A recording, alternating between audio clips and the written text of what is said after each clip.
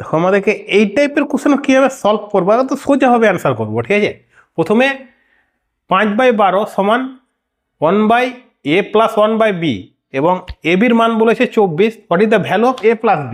a + বির মানটা আমরা বার করব। তাহলে প্রথমে দেখো কি রয়েছে, 5/12। এটা নিয়ে কোনো সমস্যা নেই, এটা চুপচাপ রেখে দাও এটা। ঠিক আছে, এটা ক্যালকুলেশন লাস্টে দেখবো আমরা।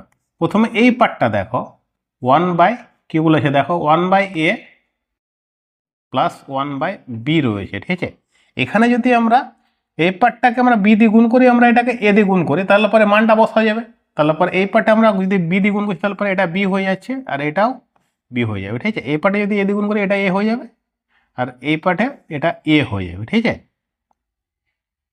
এবার আমরা কি করবো, মানটা এখানে পুট করে দেবো, তাহলে পরে একদম সোজা হবে। দেখো 5/12 সমান b/24 করে দাও, এ বির মান, প্লাস a/24 করবো। এখান থেকে a + বির ভ্যালুটা বার করব। ঠিক আছে, তাহলে পরে আমরা দেখো এটা a + b সাজিয়ে লিখলাম। ঠিক আছে, তো আমরা এলসিএম 24ই হয় আর এখানে 5/12 রয়েছে, তাহলে এই পার্টটা ক্যান্সেল আউট করলে 2, তাহলে a + বির ভ্যালু কত, 10 হয়ে যাবে। আর এটা তো চেয়েছে আমাদেরকে